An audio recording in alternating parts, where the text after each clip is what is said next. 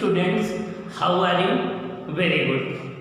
आइए अब हम देखते हैं कि एक आइडल कैपेसिटर में एवरेज पावर कितनी होगी। अभी तक हम लोग इंडक्टर में डिस्कस किए, रजिस्टर में डिस्कस किए, अब हम कैपेसिटर में डिस्कस करेंगे कि एवरेज पावर डिसिपेटेड कितनी होती है।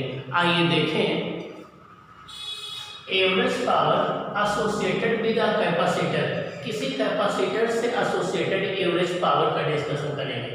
When a capacitor is connected to an AC source, जब किसी कैपेसिटर को किसी AC सोर्स से कनेक्ट कर देते हैं या अल्टरनेटिंग EMF से कनेक्ट कर देते हैं, the charge on its grow from 0 to maximum value Q naught। जब भी किसी कैपेसिटर को एक AC सोर्स से कनेक्ट कर दिया जाता है तो उसके प्लेटों पर चार्ज 0 से Q naught मैक्सिमम वैल्यू की ओर ग्रो करता है। जब भी किसी कैपेसिटर को हम जो है अल्टरनेटिंग सोर्स से कनेक्ट कर देते हैं तो उस पर चार्ज 0 से मैक्सिमम वैल्यू की ओर ग्रो करता है Q naught की तरफ।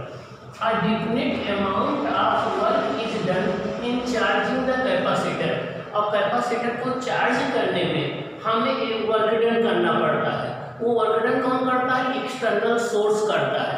यहाँ पर एक्सटर्नल सोर्स बैटरी या आपका AC सोर्स हो सकता है। ओके,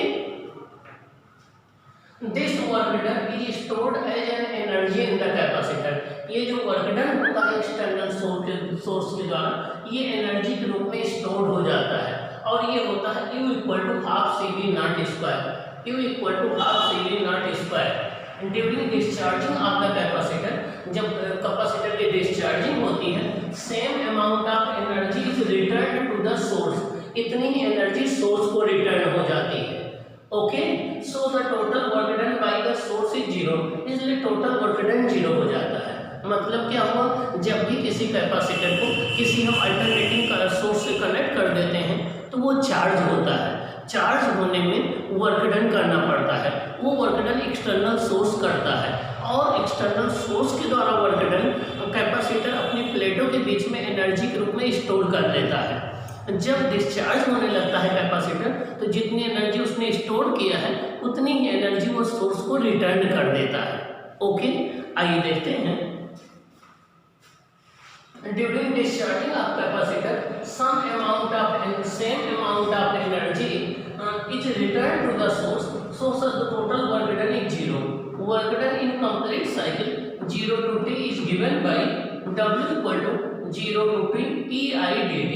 तो total work done in complete cycle 0 से T में क्या होता है? W equal to 0 to T EI dt। Total work done ये हो जाता है। 0 से T एक टाइम पीरियड है। ये एप्सिलॉन क्या है? EMF है। I क्या है? करंट है। एप्सिलॉन होता है epsilon not sine omega T. अब कैपेसिटर की बात कर रहे हैं। आपको पता है हमने डिस्कस किया था कि कैपेसिटर में करंट वोल्टेज से 90 डिग्री लीड करती है, तो जगह I not sine omega T plus pi by 2 into dt आ जाएगा।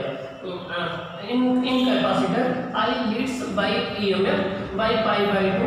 सो equation of I equal to sine I not sine omega T plus pi by 2। Sine 90 plus theta equal to होता है cos theta. W equal to epsilon not I not 0 to T sine omega T into cos omega T dt।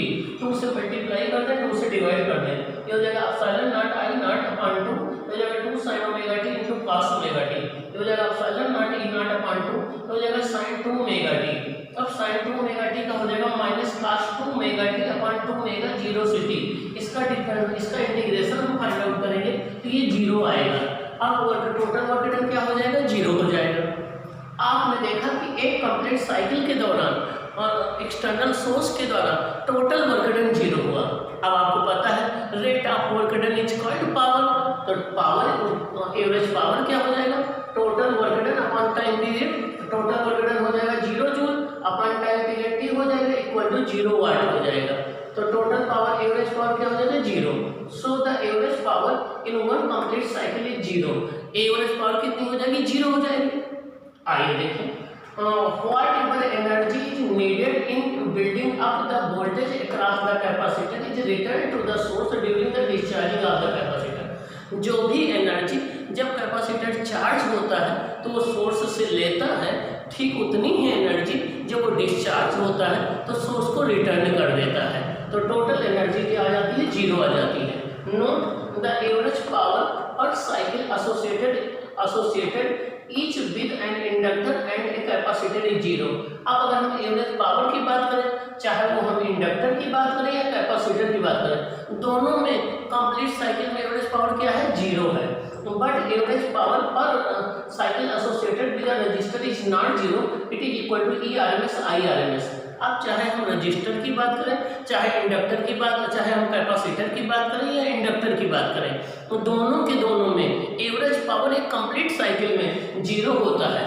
But resistance में जो average power होती है वो zero नहीं होता है, वो ERMS IRMS के इक्वल होता है।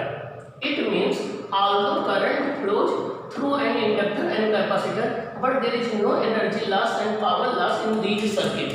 मीन्स आइडल इंडक्टर है, आइडल कैपेसिटर है, तो उसमें करंट तो फ्लो करेगी लेकिन कोई पावर लॉस, एनर्जी लॉस नहीं होता है। अगर मीन्स प्योर इंडक्टर है या प्योर कैपेसिटर है या आइडल इंडक्टर और आइडल कैपेसिटर है, तो उसमें करंट तो फ्लो करती है लेकिन कोई एनर्जी लॉस नहीं होता है। ओके, तो ये रहा आपका average power associated with the capacitor. अब हम देखेंगे average power associated with the series LCR circuit में डिस्कस करेंगे। ओके।